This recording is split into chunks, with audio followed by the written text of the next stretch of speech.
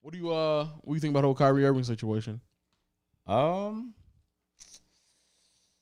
Kyrie. Kyrie has reached a point in a man's life, in a specific special man's life, where he has no need for money anymore. So, um, I realized depending on where you grew up and who your influences were, like your motivations can be entirely different. You know what I'm saying? For sure. Sometimes people teach you like to be great and impact the world. Sometimes people teach you to just be happy with what you have and be humble. So I don't know who Kyrie's influences are, but obviously they couldn't give less about money. So Kyrie adopting that mindset, already having tens of millions of dollars, it doesn't matter if he ever plays an NBA game. It also doesn't even matter if he has influence. Some people sit there and talk a lot about legacy, legacy, legacy. Bro, how many artists can you remember from that haven't made music in 50 years that passed away? Michael Jackson, Elvis Presley. Like it's the tippity top. Yeah. In hundreds of years, bro, the only basketball player that's going to be remembered is the Michael Jordans, the LeBron James, the Kobe Bryants. We're not remembering the 97, 96 overalls. We're remembering the 98s and 99s. When you look back in history, there's been thousands and millions and thousands of philosophers. You think so? You think another 100 years will do that to the NBA? Yep. Because we're on 75th year right now. Well, the tryhards like you are going to know them all. I'm just talking about the general public. I still feel like most people still. Well, I guess Oscar Robertson will be in the 99. Like I was driving. I was looking at some real estate. I was in East Point, and I saw a damn billboard the other day, and it said Aretha Franklin. And I stopped to think, like, who the is that? Like, I never grew up listening to Aretha Franklin, but she had to have been a huge artist because I've heard her name plenty of times. Bro, you just should have just kept that to yourself. yourself. Say you should have just said you should not have said that. I'm bro. Ethiopian, but here's the point. I know exactly. We grew up listening to Ethiopian music, not American music. But besides the point I'm trying to make is because people like me exist to Aretha Franklin, people like John is gonna exist to Babe Ruth or Vince Carter. Or exactly. So legacy can't even be the motivation for Kyrie because that's fleeting. Like, if enough time passes, people will forget no matter how large your impact was. Think about how many people have had, like, a significant impact on the civil rights movement for black people in this country. And the only two people they remember, well, three, is Rosa Parks, Martin Luther King, and Malcolm X. But how many people have had a significant impact that just went forgotten because they didn't have that one pivotal moment? And I think things do fade. So if Kyrie's motivation can't be legacy, because he's not on that level. No, he's not. Because he's the greatest ball handler in NBA history, but he's not like... He's not up there enough to where that's a motivating factor as exciting as he is to watch. So if it's not money and it's not legacy, then really what's a higher priority than his beliefs?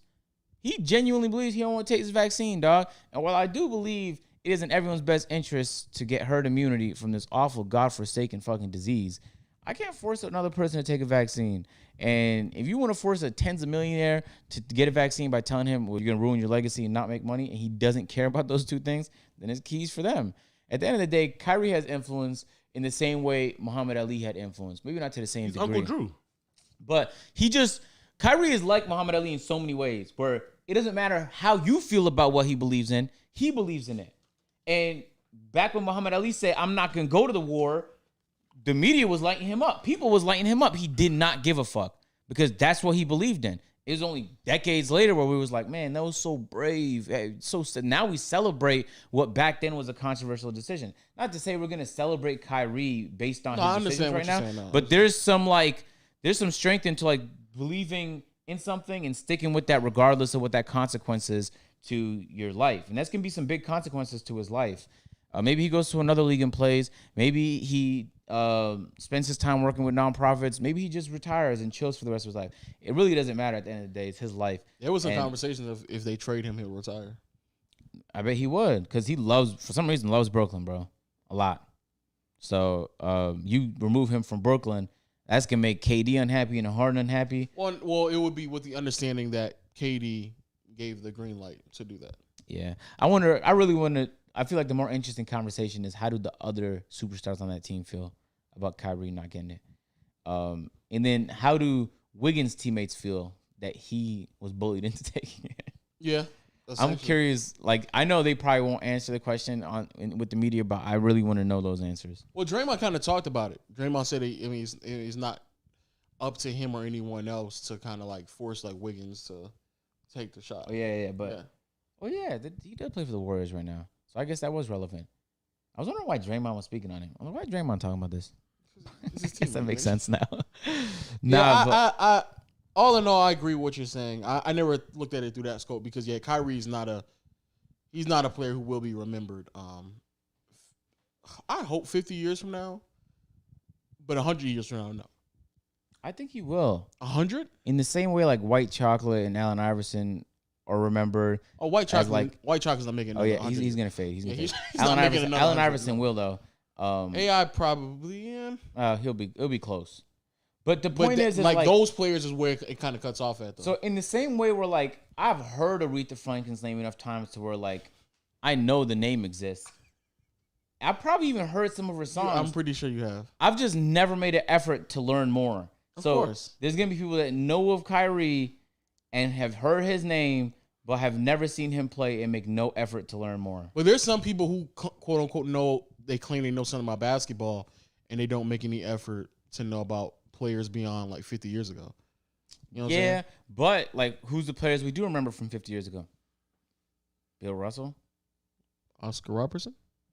Even him, that's pushing it, dog. No, I mean, but it's only like 5. And it's only 5 or 7. When I say we remember, I'm really talking about the average person, not the average NBA fan. So like right now, it's only 5 though. I mean, it's only 5. Yeah, Bill, Wilt, Oscar. Wilt, yes. Oscar, I'm telling you, was not on the same tier as them. I only want to say this because they've been pushing Oscar a lot recently because of Westbrook. Yeah, with the triple-double shit, okay. And it might be that. Oh, and Jerry West because he's a logo. Jerry West, of course. But it's like that's literally it. Considering how many greats played during that time, that's a shallow list, dog. Like the Pascal Siakams will never come on, like a few years. The fact that you brought him up, but he was a 90 overall in 2K20. 90 definitely ain't doing nothing. Exactly, but that's the point I'm making. The fact that you brought up out of all the niggas who played for Toronto in the past 3 years, the fact that you said though, but Pascal's definitely not making it. But that's the point. Is he's a perfect example of someone who had an impact, but it's not a generational impact. It's not even a franchise impact. Let's be honest. Oh, come on. You're right.